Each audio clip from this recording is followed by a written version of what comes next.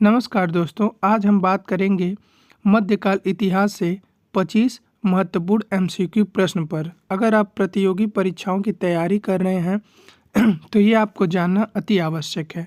तो आइए चलते हैं हमारे पहले प्रश्न पर। तो पहला प्रश्न है, मोहम्मद गजनवी ने सोमनाथ मंदिर पर आक्रमण कब किया था?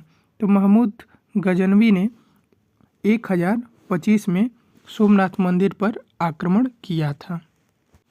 अगला जो प्रश्न है, दिल्ली सल्तनत की स्थापना कब हुई? तो दिल्ली सल्तनत की स्थापना 1206 ईस्वी में हुई थी। अगला जो प्रश्न है, गुलाम वंश का संस्थापक कौन था? तो गुलाम वंश का संस्थापक कुतुबुद्दीन ऐबक था। अगला जो हमारा प्रश्न है वो ये है, रजिया सुल्तान किस वंश से संबंधित थी? तो रजिया सुल्तान गुलाम वंश से संबंध था, उसका इल्तुतमिश की पुत्री थी। दीवाने मुजीब विभाग किसने चलाया? तो दीवानी मुजीब विभाग चलाया था मोहम्मद बिन तुगलक ने। चलिए चलते हैं अपने अगले प्रश्न पर। अलाउद्दीन खिलजी की सबसे प्रमुख उपलब्धि क्या थी? तो अलाउद्दीन खिलजी की सबसे प्रमुख उपलब्धि जो थी वो थी दक्षिण भारत पर विजय का। किस शासक ने चंगेज खान के आक्रमण से भारत को बचाया था? तो वो बचाया था इल्तुतमिश ने। अगला जो हमारा प्रश्न है, विजयनगर साम्राज्य की स्थापना कब हुई? तो विजयनगर साम्राज्य की स्थापना 1336 में हुई थी। चलिए चलते हैं अपने अगले प्रश्न पर। अगला जो हमारा प्रश्न है, हरिहर और बुक्का किस वंश के संस्थापक थे? तो ये थे विजयनगर वंश के। अमुक्त माल्यद किसने लिखा था? ये लिखा था कृष्णदेव राय ने।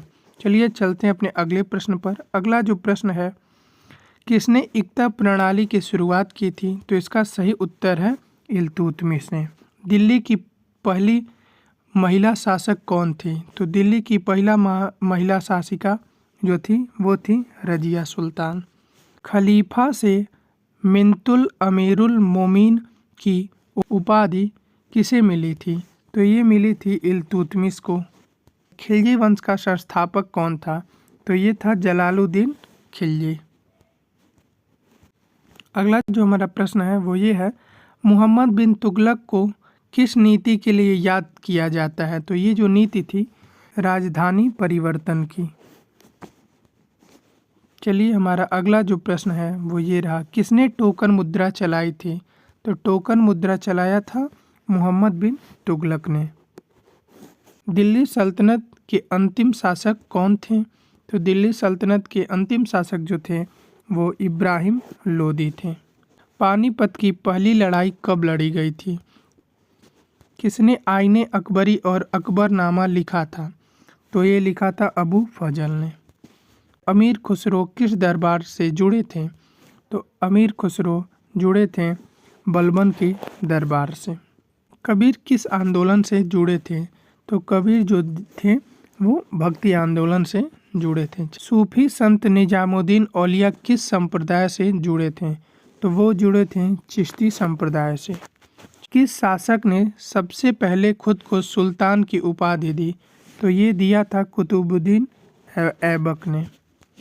किस शासक को नया सिकंदर कहा जाता है? तो अलाउद्दीन खिलजी को। अगला जो हमारा और अंतिम प्रश्न है, किसने फतवा आलमगीरी संकलित कराया? तो इसका सही उत्तर है औरंगजेब ने।